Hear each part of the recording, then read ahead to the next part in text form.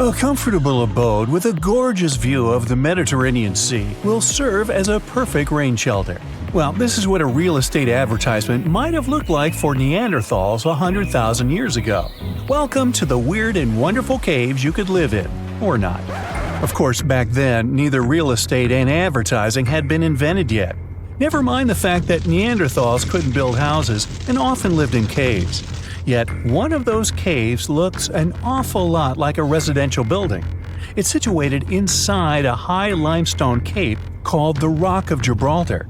If the Neanderthals had had an economy, the caves inside this rock would have cost a bundle.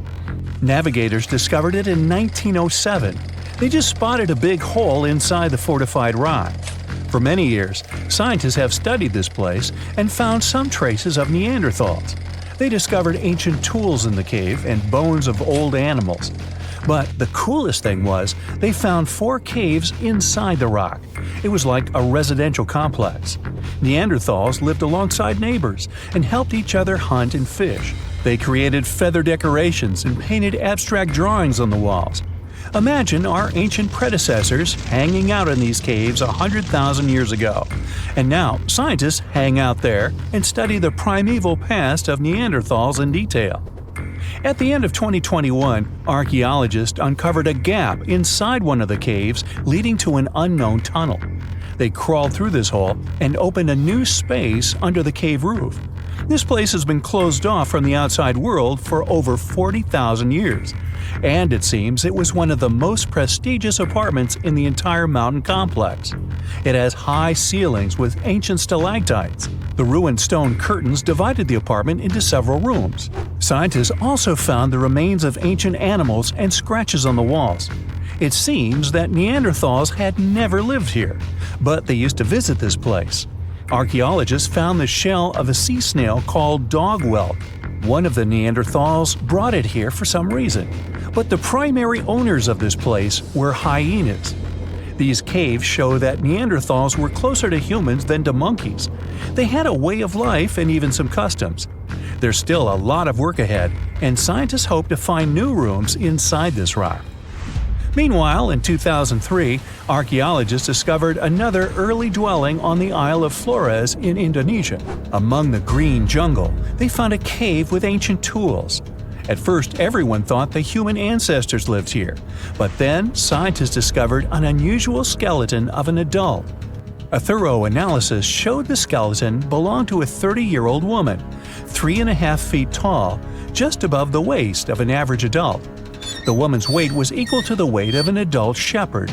The skeleton didn't belong to Neanderthals or Australopithecines. It was a new unknown species, which scientists called Homo floresiensis, or simply the hobbit. Also, there were remains of unusual ancient animals in the cave. It was an elephant the size of a cow, some large storks, and giant rats.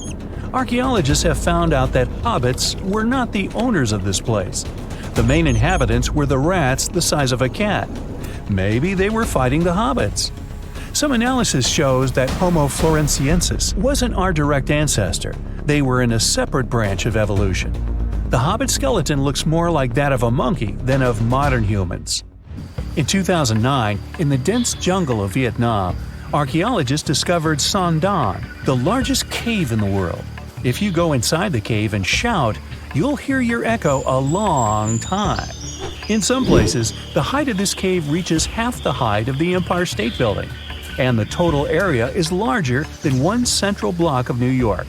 Son Don is one of the 3 caves in the Vietnamese jungle. Many intricate mazes connect these caves. Inside, you can find unique plants and trees that live separately from the outside world. It's a real underground jungle.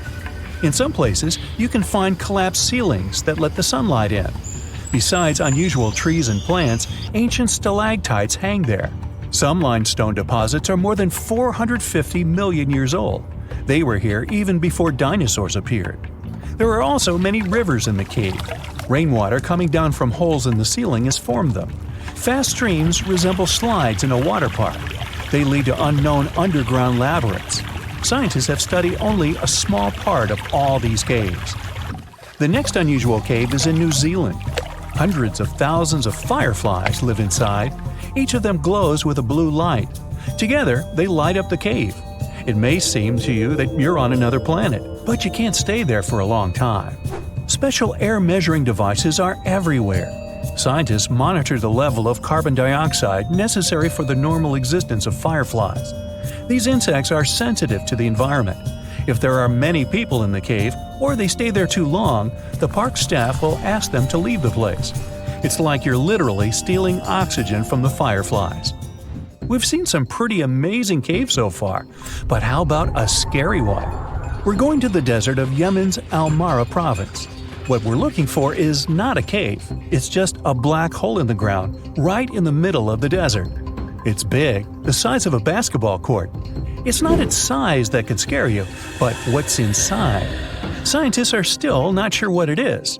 From the depths of this black abyss, a disgusting smell of rotten eggs constantly comes out, and sometimes you can hear some strange, frightening sounds. The blackness of the giant hole in Yemen absorbs all the sun's rays, so you won't see what's there even with a powerful flashlight. People flew over this place by helicopter. They filmed using drones and the most powerful lenses, but they didn't catch anything except darkness. It looks like a big ink spot in the middle of golden sand. The locals are afraid to approach this place. They believe the cave leads to another dimension where evil creatures live. At the moment, the giant hole in Yemen is one of the most poorly studied and mysterious phenomenon of nature. How did it appear? How old is it? Where does it lead? Scientists are trying to find the answers to these questions. There are theories that the hole appeared because of construction work. Geologists drilled the soil nearby in search of minerals. It could have caused fluctuations in the Earth's crust and collapsed the surface. But no one can prove this theory, yet. And now, imagine a place where sunlight has not penetrated for more than 5 million years. There's little oxygen, and it's cold and damp. Still, life is born in this place, not only microbes and bacteria, but also something bigger. The living conditions in this cave are very different from the usual ones, so, in a sense, this cave is like another planet. It's the Movil Cave in the southeast of Romania, near the Black Sea. The entrance is a small hole in the ground.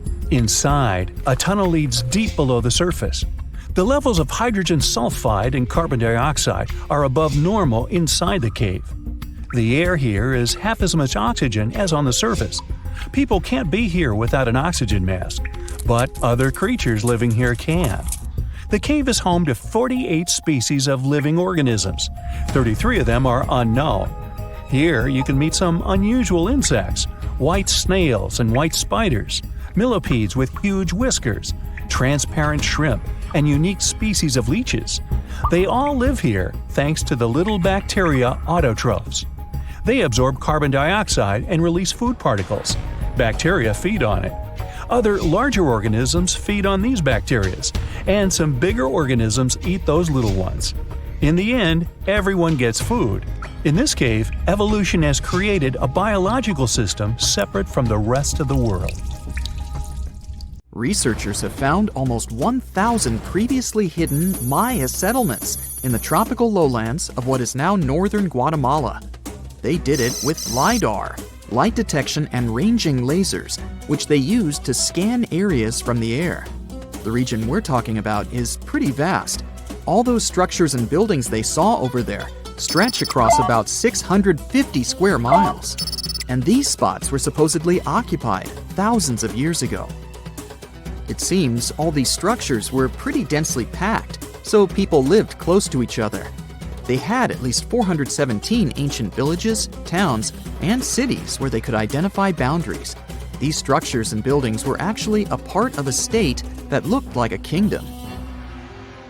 Some of these settlements were built as sports courts, civic, ceremonial, and religious centers, and residential homes. There were also massive palaces, platforms, dams, pyramids, and causeways across that area. People who lived there also had reservoirs where they collected water. So, they needed the power to organize thousands of specialists and workers. And they also needed many skilled people to build such structures without the technologies we have today. They needed lime producers, architects, mortar and quarry specialists, lithic technicians, those who took care of legal enforcement, and other important roles to establish the true community. This cool laser scanning system researchers used while exploring this area can even penetrate very dense ecosystems and vegetation. The light bounces off different surfaces and then creates a digitally reconstructed map. This map is based on how much time it takes for the pulses to get back to a receiver. So, with this laser system, they discovered there were also lowlands for agriculture. So why exactly did the Maya settle in this region? It was a specific area. Plus, it was hard to build such an amazing kingdom in a tropical rainforest climate. Back in the old times, ancient peoples had mostly inhabited areas in drier climates. Over there, they would build water resources, which were some sort of the basis of society and a source of life. An example of this is Teotihuacan of Highland Mexico, although they did have a couple of navigable rivers they could use for transport and trade. But these rainforest areas had their advantages too. The Maya used natural resources like limestone, which was their primary building material, salt, and the volcanic rock obsidian, which they used for different tools. Also, they managed to find enough dry land to live and build homes there. The lowlands were seasonal swamps called bajos, and they were perfect for agriculture because of the fertile soil. Generally, the Maya built settlements that could endure rainy periods too. They were ready for different circumstances, including flood and drought, which is something you could see in how they built houses. Their architecture was also one piece of evidence that showed their community was like a centralized kingdom-like state, which shows they stuck together through tough times. The Mayan Empire was very powerful, and it reached its peak about the 6th century CE. They were excellent at pottery, agriculture, writing, mathematics, and calendars. They were the ones who created complex calendar systems, such as the calendar round, which is based on 365 days. Although some believed the Mayan calendar predicted December 21, 2012 would be the end of the world, it was just a coincidence with the end of a certain full cycle. They would call it the long count calendar, and it lasts 5,125 years. The Mayan people left behind an impressive amount of astonishing architecture and symbolic artwork.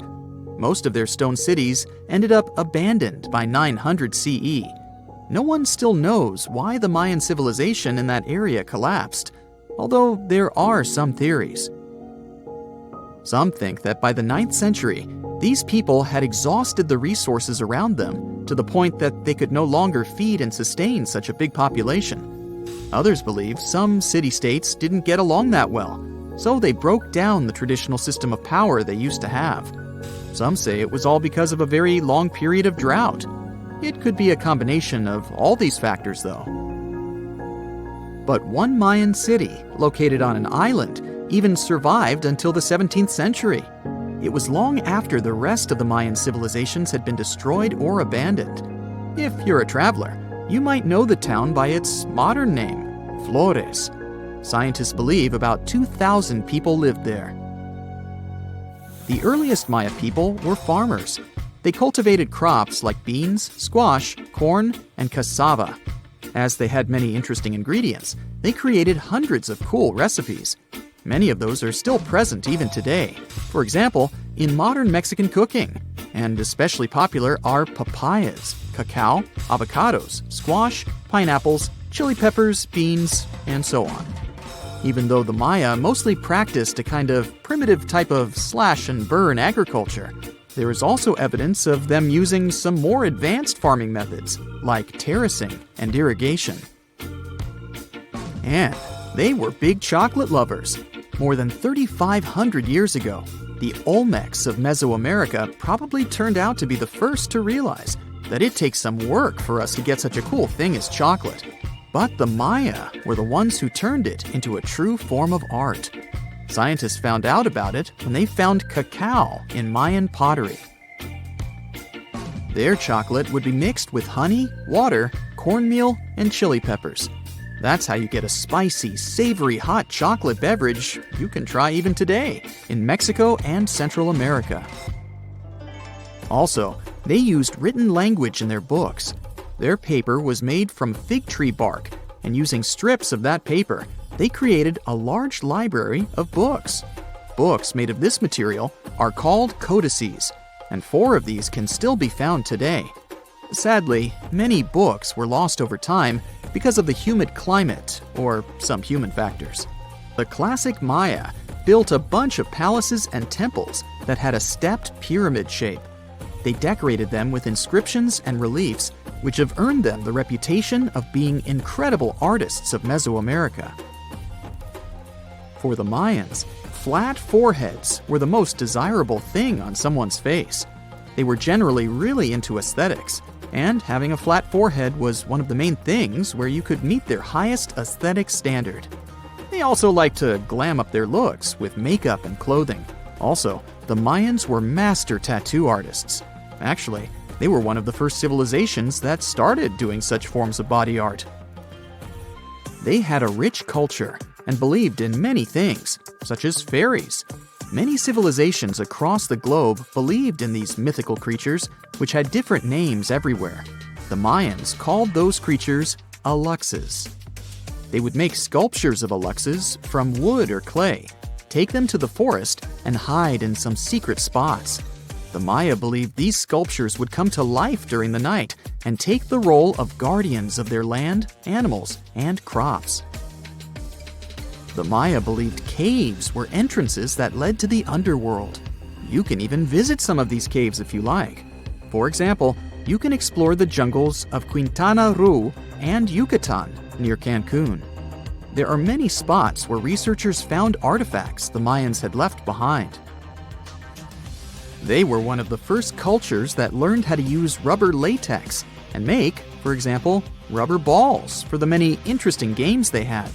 They used natural latex and then probably mixed it with some other natural substances. That's how they came up with the bouncy balls they played with. They also built cool steam baths. The Maya had structures made from stone that looked like something we know today as bathtubs.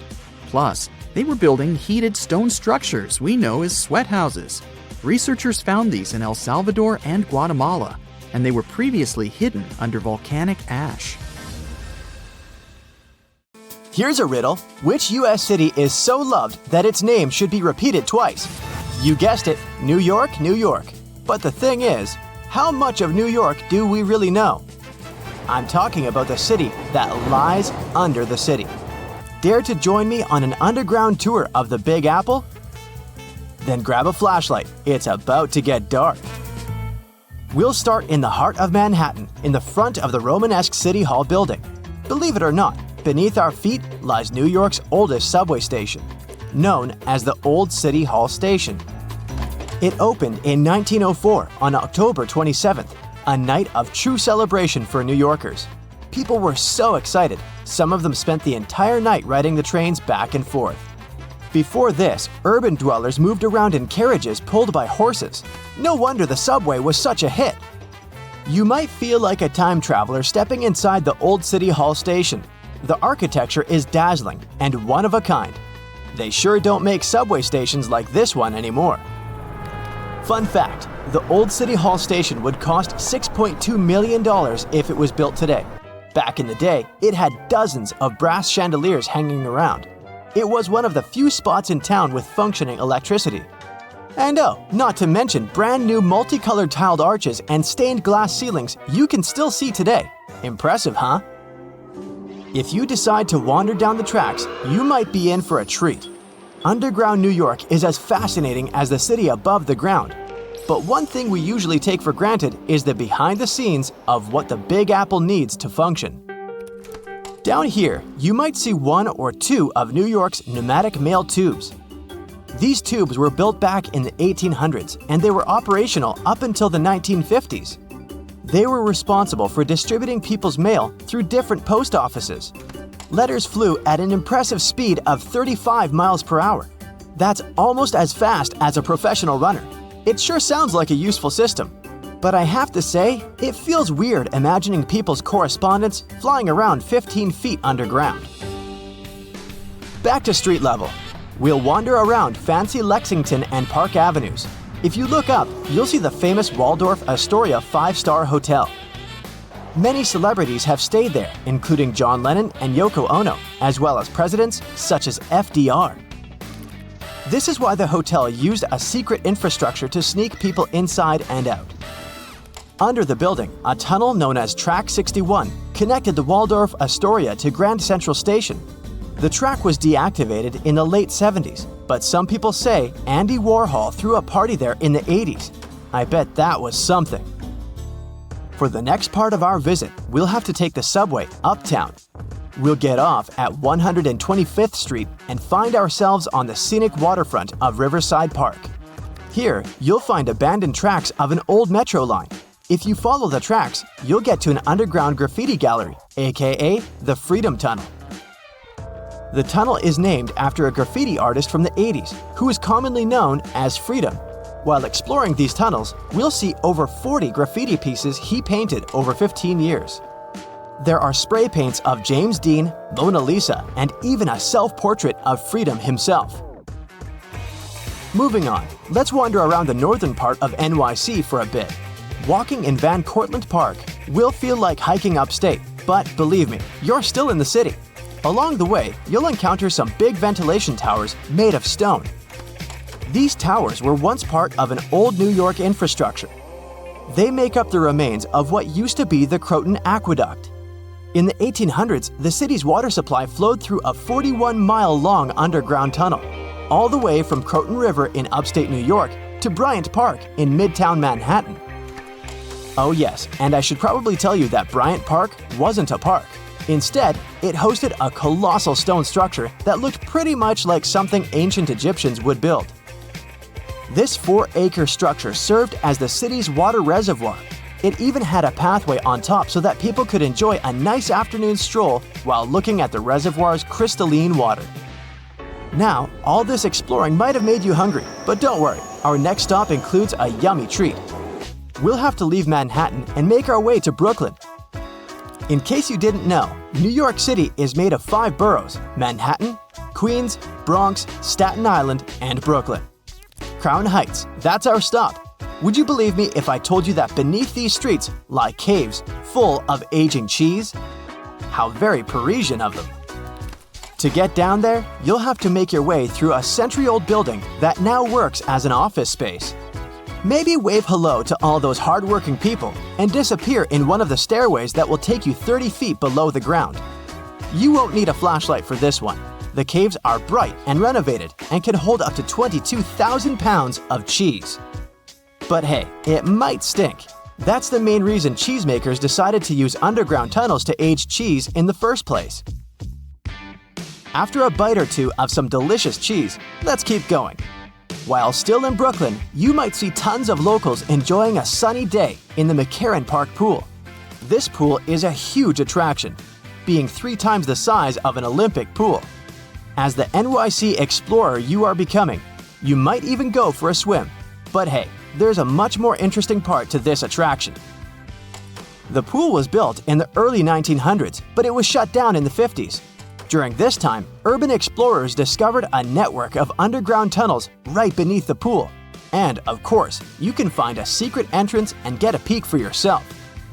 There, you'll not only see the pool's filtration and heating system, but also a lot of graffiti from the time the site was abandoned. Neat! This question may sound weird, but have you ever seen a cow in New York? I sure haven't. Well, maybe there's a reason for that. Apparently, New York still has underground tunnels that were constructed for the transportation of cattle. Once New York started to flood with automobiles, cows became a burden for traffic. Until a 200-foot-long cow passage was built below 12th Street to transport the livestock that was ferried over from New Jersey. These days, you won't be able to visit this place in person because the tunnel was most likely destroyed. But historians found blueprints proving its existence. To add to the list, archaeologists discovered a very peculiar fossil a while back. Now imagine peeling off the layers of the city's soil. First, at 15 inches, you'll find a layer of wires. I'm talking TV cables, electricity, and all that.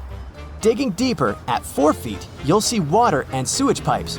But then, at 15 feet down under the surface of NYC, diggers have found a fossilized shipwreck. The wreck is located right under Broad Street, where there was once shallow water. They believe the wreck dates back to the 1600s. It's 92 feet long and 25 feet wide. Oh, and that's not all. At the intersection of Bowery and Canal Street, engineers stumbled upon a room with its walls and ceiling covered in mirrors. And no one has managed to explain the existence of this bizarre place yet. Our Big Apple Underground visit is coming to an end, but we sure did more than just scratch the surface on this one. Before we finish, let's enjoy the best of what NYC cuisine has to offer, a good old bagel. Who knows, maybe next time we'll do Paris or even London. See you soon, explorer! Welcome to one of the most iconic buildings in New York City. Its official name is the Fuller Building, but thanks to the sharp 25-degree top corner, people began to associate the tower with a flat iron. And today, the name Flatiron is stuck both to the skyscraper and the entire district around it. This unusual cake-slice shape has turned the building into a famous tourist destination. It has popped out in many movies, TV programs, and magazines. So you probably recognize this property, even if you've never been to Manhattan. Surprisingly, today the 285-foot-tall Flatiron is almost empty. And these fancy walls hide a pretty mysterious dispute between their owners. But first things first. In 1901, construction enterprise Fuller Company purchased a sharp triangular plot of land on the crossroad between Broadway and Fifth Avenue. They hired an architect from Chicago, Daniel Burnham, to design the company's new headquarters. The task was to maximize every inch of available space. So Burnham produced a project of a 22-story triangular tower made of steel. The Flatiron building resembled the shape of a Greek column, which means that its top and bottom are slightly wider than the middle. Fuller Company approved the design and demolished several old buildings to clear the space for the future tower. Construction progressed rapidly, and it was completed within a year. Yes, they used to be able to do that. The Flatiron became one of the earliest buildings to have steel for its structural frame instead of load-bearing masonry. Also, it became one of New York's first skyscrapers and the first steel skeleton structure visible to the public. The curtain wall cladding was also then innovative. The builders used terracotta and limestone to wrap a chic finished look around the steel structure that carried the building's weight. At that time, many people believed that this unusual architecture would fail to withstand high winds. The project's engineers analyzed the tower's aerodynamics and created a steel frame to fight likely problems with the wind. But people still reported experiencing heavy gusts on the street around the building. The Flatiron building had a bunch of other issues. As you may imagine, furnishing this tight space was quite a challenge. Also, the tower didn't originally have any bathrooms for females. That's why lady tenants were at a disadvantage at first. But then the management added ladies' rooms and placed them on odd-number floors. Meanwhile, bathrooms for males were placed on even-numbered floors. Also, the first elevators in the building operated on a water hydraulic system, so it took over 10 minutes to get to the top. Now you can see why that system didn't catch on. It's not surprising that the media expressed skepticism over the new building. Some even called it Burnham's folly. But despite the naysayers over the years, the tower has been home to many companies and retail tenants. Also, the Flatiron attracted crowds of people. Gradually, it became a frequent sight in paintings and postcards, and turned into one of the most popular symbols of New York City itself. In 1929, during the Great Depression, the tower was sold at an auction for only $100,000. And in 1966, it got the status of an official city landmark. It means that any renovation or demolition works are impossible without the official permission of the authorities. Furthermore, in 1989, the Flatiron received the fancy status of a National Historic Landmark. The last tenants left the building in 2019, and it is sat empty ever since due to renovation works, which have triggered many disputes among the building's current owners and future tenants. Most of the owners wanted to turn the building into a hotel. Meanwhile, Nathan Silverstein, who owned a 25% stake in the property, wanted to divide it up. Finally, in 2023, the local court organized an auction on the building. The owners, who held 75%, intended to buy out Silverstein's stake to put an end to all disputes over the future of this building. The bid started from $50 million and the price soared to $190 million thanks to an unexpected bidder, Jacob Garlick. Surprisingly, he beat out everyone and won the auction. Some considered the price that he offered too high because the building required at least $100 million worth of renovation. Hey, it gets better. Garlick disappeared after the auction. He has never paid anything, not even the deposit, and he hasn't yet explained himself to the media. So for now, Garlick's location and intention remains unknown. Little did we know that it's possible to show up at a luxurious auction in New York, outbid everyone, and then just vanish into space. Well, according to some experts from the real estate world, it's a very weird situation for a building auction. Usually the bidders are asked to prove their funds in advance. Some people suspect that Silverstein asked Garlick to attend the auction on purpose so that he could boost the price and earn more money. But Silverstein claimed that his relationship with Garlick had been distant. On May 20th, the second auction took place. Garlick was absent, but a coalition of syndicates and previous owners won the bid and acquired the Flatiron for $101 million. They haven't yet announced any plans, so today the future of the Flatiron remains uncertain.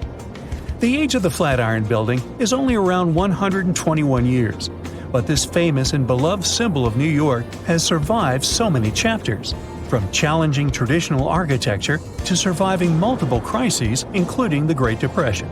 So, chances are that this iconic tower will surprise us in the future. Oh, by the way, the Flatiron is not the only skyscraper with issues in New York City. Here's the famous half-built Leaning Tower of Manhattan. A 670-foot skyscraper is located at the corner of South Street and Maiden Lane on the East River. The tower was to host 80 super fancy condos to sell for up to $7 million each. The developer also planned to offer yacht services to the tenants.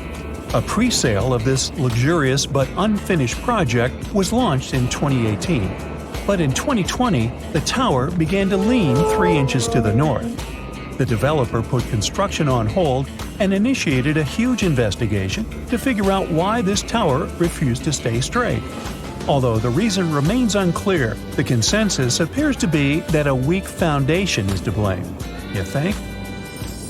And now, welcome to the Waldorf Astoria, a former host to authorities, royal families, and Hollywood stars, and maybe not so welcome. This Art Deco masterpiece is the very place where Marilyn Monroe once stayed and where Grace Kelly got engaged to Monaco's Prince Rainier III. But in 2017, the famous hotel was closed for a multi-billion-dollar renovation. The property's new Chinese owners, Anbang Insurance, plan to partially turn the hotel rooms into condo apartments by 2019. The condo price was planned to reach up to $18 million per unit.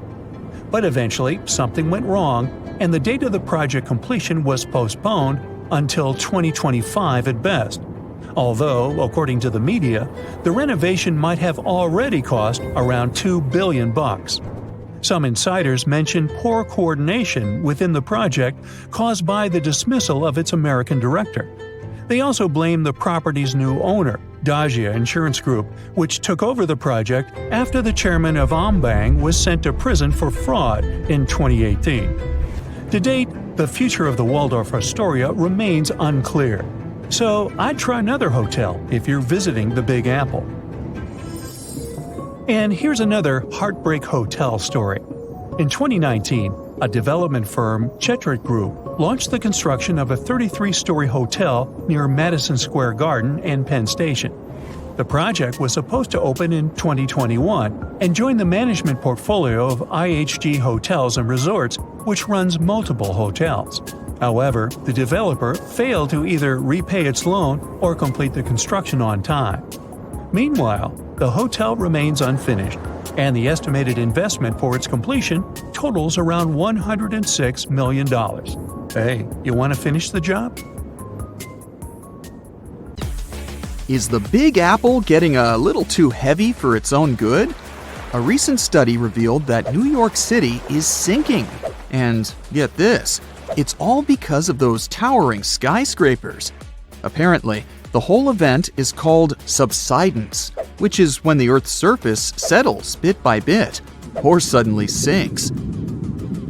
Soft sediments shifting and the weight of the city itself are the culprits behind this sinking sensation. Now, don't get too alarmed. The study found that New York is sinking at a rate of 0.04 to 0.07 inches per year. Sure, that doesn't sound like much, but there are parts of the city that are sinking even faster than that. This sinking situation could cause some trouble for the city, especially since it's already pretty low-lying and home to over 8 million people. So it's important that local authorities come up with some strategies to tackle the growing flood risk and rising sea levels. Although, I'm not sure building giant seawalls is the way to go. We might need to get a little more creative than that. Geologists want to make sure we're all aware that building more high-rises near the coast, rivers, or lakes could contribute to future flood risks. So we really need to think twice before we start constructing skyscrapers left and right.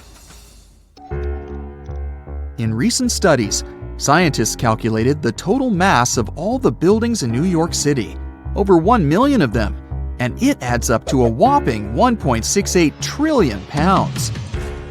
Talk about a heavy load. Now, they didn't include the weight of the roads, sidewalks, bridges, and other paved areas, so you can only imagine how much more weight is added to the city.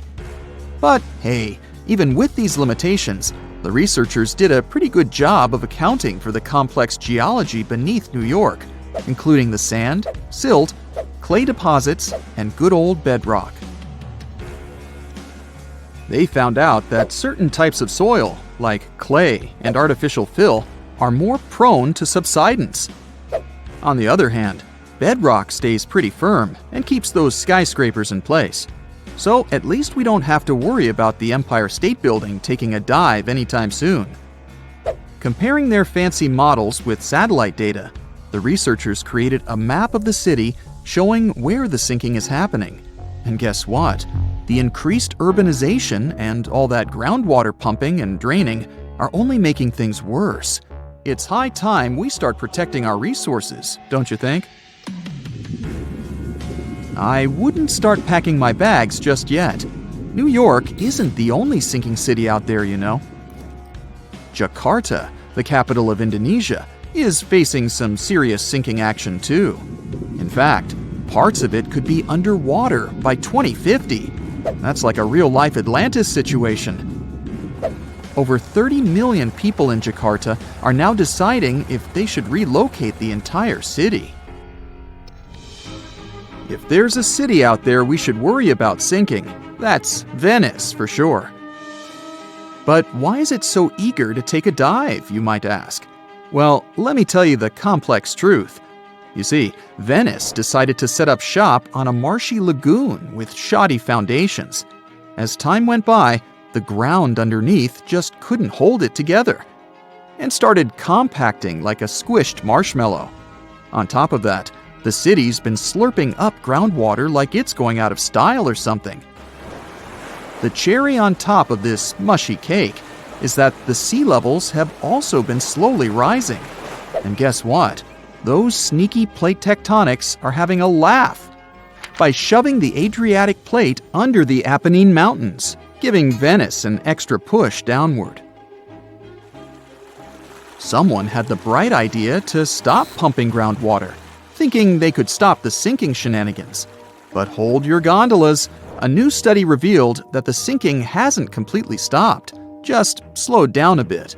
It turns out the whole area is tilting ever so slightly to the east, with Venice perched on the slightly higher end. You must be wondering how much Venice sinks in a year, right? Brace yourself for this shocking revelation.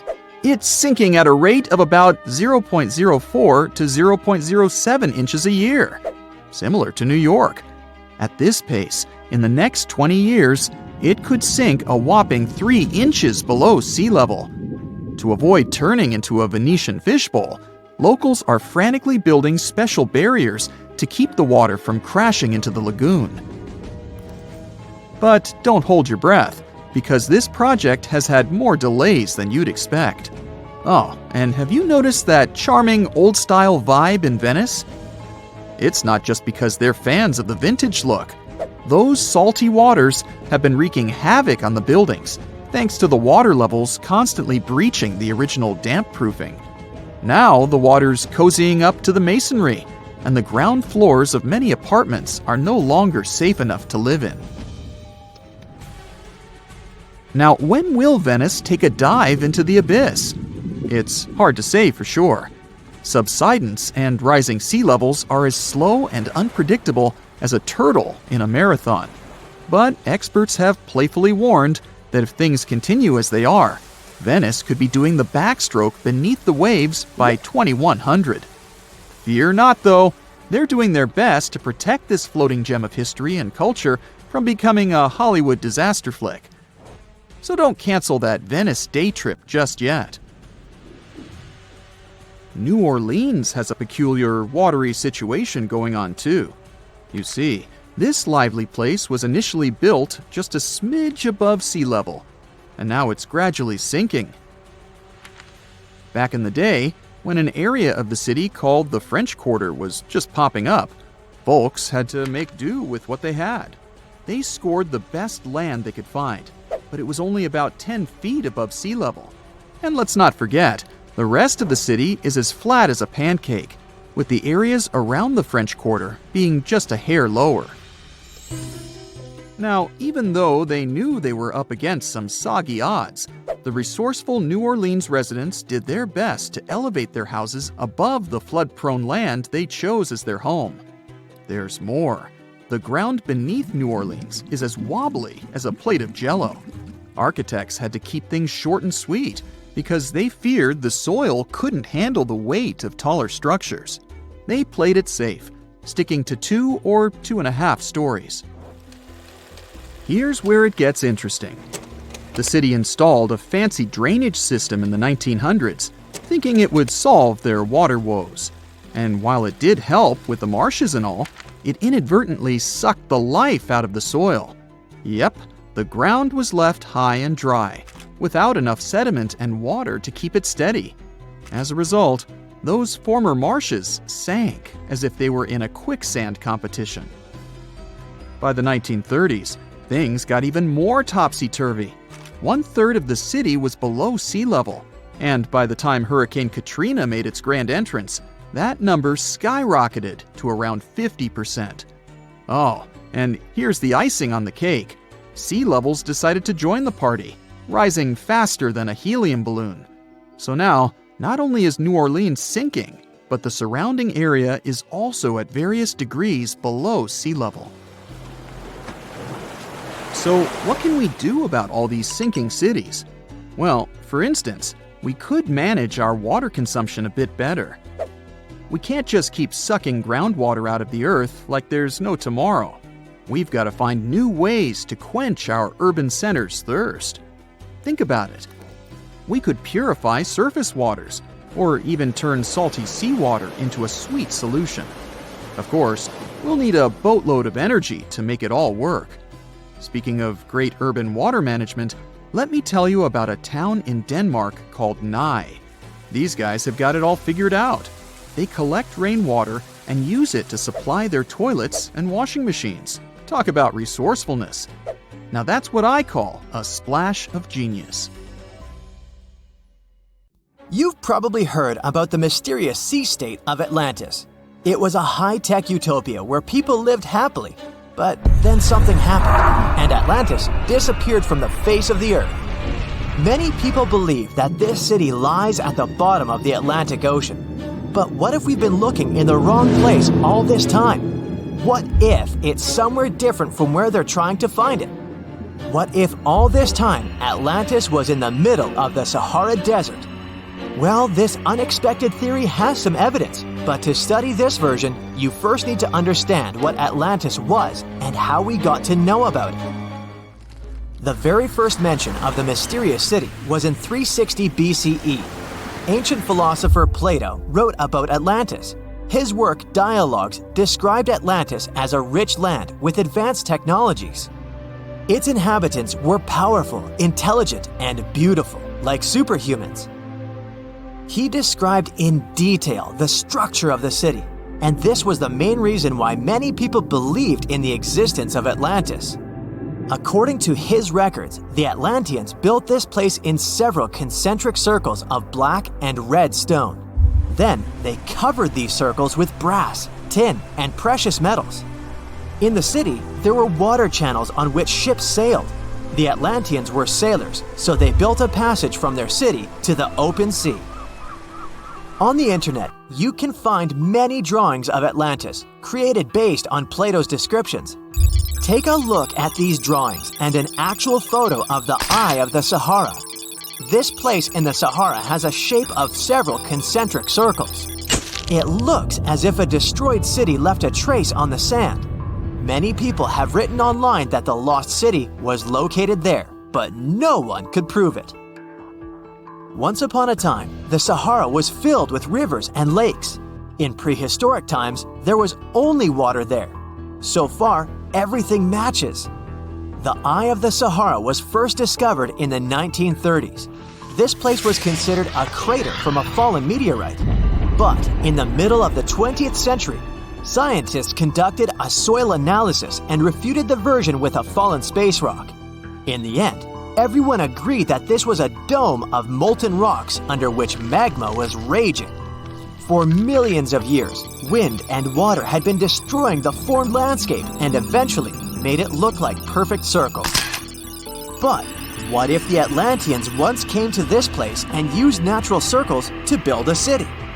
In this case, we would have many traces and artifacts from this developed civilization. And yes, archaeologists did find some arrowheads, spears, oars, and other things there. But this has nothing to do with Atlantis. In the Eye of the Sahara, a multitude of Acheulean artifacts lies. It was an ancient tribe that frequented this place. For the first time, Acheulean tools appeared more than 1.5 million years ago. Some of the items found there may be 130,000 years old, and according to the records, Atlantis existed about 12,000 years ago. Archaeologists found no artificial structures in this place. There was also no debris or traces of a large city. People would have found some stuff if a big city with advanced technologies had existed here. The main supporter of this idea was one YouTube channel. It collected 1 million views and attracted the attention of many historians and anthropologists. The theory that the Eye of the Sahara is Atlantis was quickly refuted. People found too many discrepancies between this place and the description of Atlantis. The author tried to catch the viewer's attention by presenting external similarities between the natural landscape and the fictional ancient city. Another popular theory claims that Atlantis was a real continent located off the Bahamas, but then this city was swallowed up by the Bermuda Triangle. According to this legend, the city ruins still lie at the bottom of the triangle, but there's no confirmation of this theory either. Writer Charles Berlitz invented it. Adherents of this theory claim that the walls and streets in the western part of the Bahamas might be the ruins of Atlantis. But scientists disagree. They have proven that these walls are natural formations of coastal rocks. There are also rumors that the story of Atlantis was inspired by an actual historical catastrophe, the Black Sea Flood. This is the Bosporus, a strait in Turkey connecting the Black Sea and the Sea of Marmara. Around 5,600 BCE, the Black Sea was twice as small as it is now and had many cities on its shores. Unfortunately, a huge flood destroyed this flourishing civilization. Within a year, cities descended underwater, and surviving inhabitants moved to foreign lands and spread stories about the flood. Maybe these stories inspired Plato to come up with Atlantis. In the 1950s, people came up with another version. Atlantis was the continent that is now Antarctica. Tens of thousands of years ago, a warm continent with a developed city shifted to the northern part of our planet because of the movement of Earth's crust. The Atlanteans couldn't adapt to the cold conditions, and Atlantis was covered with a thick layer of ice. This theory was refuted when scientists began studying the tectonic plate's nature. It turned out that Earth's crust couldn't have moved such a huge continent as Antarctica. The tectonic plates don't behave this way at all. But the main question is, was Atlantis real? No one had described it before Plato. Perhaps the philosopher came up with it. Maybe he did this to emphasize the correctness of his views on life and to identify his philosophical theories. In his works, he wrote a lot about divine and human nature and how people can destroy this nature.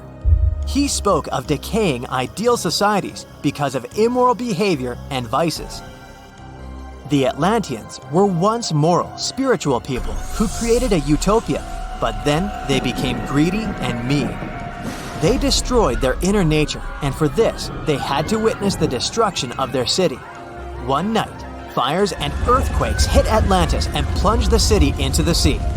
The higher powers punished people for their immoral behavior, and Plato also wanted everyone to be afraid of moral decay. But judging by the descriptions of the earthquakes and fire, it may seem that Atlantis was destroyed by a volcanic eruption, as it was with the ancient Roman city of Pompeii. And such destructions have happened pretty often throughout history. Natural disasters ruined many developed cities. One of the most famous cases occurred in 1100 BCE in the Mediterranean Sea, when a volcanic eruption destroyed the highly developed Minoan society. The Minoan society existed for about 2,000 years. These people mostly lived on the islands of Crete and Santorini, located north of Crete. The Minoans had beautiful houses, a sewage system, and a developed economy.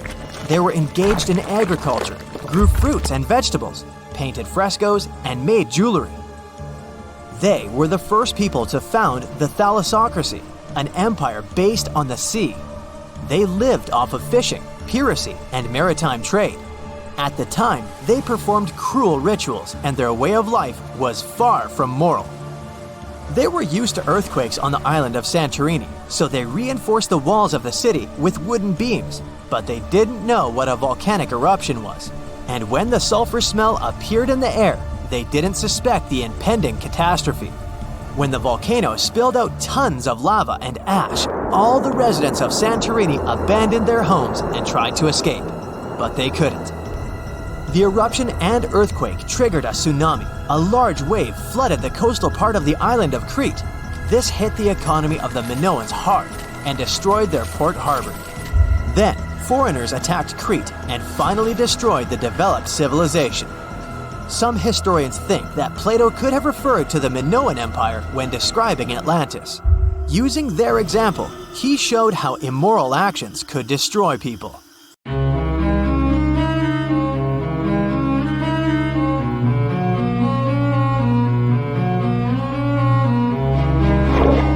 Question for you. Do you think Atlantis could be real? It remains as one of history's greatest mysteries. The legend began with Plato, all the way back in ancient Greece. The tale of a civilization that formed and prospered before our own. Atlantis was supposedly a highly technological society, much like the Mayans. But, as the legend says, due to the people's greed, they were punished by a flood that destroyed and submerged their cities. Different theories try to guess Atlantis' location. Some say it was in the Mediterranean Sea. Some say it's beneath the Bermuda Triangle. But, as science has shown us, Atlantis may be only an allegory for humankind. Today, you'll discover several amazing underwater cities that you have never heard of. They existed indeed and are not just a myth. We're taking you on an excursion to the underwater city of Baia, which is on the coast of Italy. Known as the Las Vegas of the Roman Empire, Baia was a resort city. The Roman elite traveled there for recreation. Imagine an open-air spa. That was Baia. You can visit the submerged town by scuba diving and get close to that perfectly preserved, magnificent Roman sculpture, a true underwater wonder. You can spot the crumbled temples and buildings through glass-bottom boats. This is a moss-covered museum in Claudio's Nymphaeum. To your left, you can see a collection of classical Greek statues. Swimming down the Via Herculeana, you'll arrive at Villa Aprotio. Villas are Italian-style houses, and here you can admire the original marble floors. Notice the black and white patterns and the astounding shapes they make. Next, you'll arrive at Portus Julius. Can you see the collapsing wall structures at the bottom of the seafloor? You'll see well-preserved columns and limestone floors. Behold the ruins of the thermal baths of Lacus. The remaining multicolored mosaics are something great to see. You'll see their orange, blue, and green tiles if you get close enough. At Pisoni's Villa Pila, you'll see 25 preserved Roman pillars. Notice the arches, the frescoes nearby, and the magnitude of this well-kept treasure. The city was located over natural volcanic vents, so there were hot springs to be used at will. People went there looking to have an excellent time. And when I say people, I mean some of the great Roman emperors we learn about in school: Nero, Cicero, Caesar. But around the 8th century, the city was sacked and the luxurious town was abandoned. Slowly, the water level rose and the city started to drown. You are on a summer vacation off the coast of Greece, 4 hours outside of Athens in the Peloponnese Peninsula on Pavlo Petri. You dust off your snorkel and head for a free dive on a bright sunny day. Sometime into the dive, you start noticing patterns on the seabed. 13 feet below the surface, the outline of familiar objects starts to appear, one by one. As you continue swimming, what looks like the outline of an entire city emerges before your eyes. You wonder, how could water have taken the whole city? Rocks are perfectly aligned into what appears to be the foundation of a building. Nicholas Fleming, a British oceanographer on vacation in Greece, was the person that discovered Pavlo Petri. He was documenting the seafloor artifacts. The team found the site filled with pots, storage vessels, and tools. A quern stone, for instance, is a tool used for grinding grains and turning them into flour. Multiple amphoras, which were found then, indicate that this settlement dated back to the Bronze Age, 5,500 years ago, when people started living in towns. The settlement is believed to have lasted for over 2,400 years. Pavlo Petri is considered today the oldest submerged town yet found, and it's impressive that it wasn't a simple village. It was a vibrant port city with stone-built buildings, a marketplace, streets, and even squares. Let's continue our exploration and find secrets in other underwater cities. You are diving off the coast of the Ryukyu Islands. Pacific waters are far from smooth. There's a strong current pulling you into the deep sea. Suddenly, you see a huge structure thanks to the sunlight shining down on the seabed. At first, it looks like Machu Picchu's ruins across the globe in Peru. As you approach it, you slowly figure out its form. A pyramid-shaped structure, arches, staircases. It's something that could have easily been a palace or castle. Could this also be a sign of human activity? What you just saw is known today as the Yonaguni Monument. It also goes by the name of Japan's Atlantis. The entire monument is about the size of 5 football fields and the height of a 5-story building. Its most surprising feature is its expansive terraces that host large crowd gatherings. Explorers and scientists believe that Yonaguni dates back to 10,000 years ago. But whether it is a man-made structure or a natural formation is still under debate. For Japan's top marine geologist, Professor Masaki Kimura, Yonaguni is the heritage of a lost civilization. Kimura has dived into exploring the ruins over 100 times over the past 10 years. According to him, there are clear signs of human activity down there. The triangle pool, located on the monument's surface, is a triangle-shaped concave that is a historical symbol of water fountains in the region. There is also a giant turtle carved on the eastern side of the structure. And according to Kimura, turtles have an important cultural meaning. Several pieces of stone tools have been recovered from the site. Their estimated age dates back to 10,000 years ago. However, not all scientists are convinced of the same.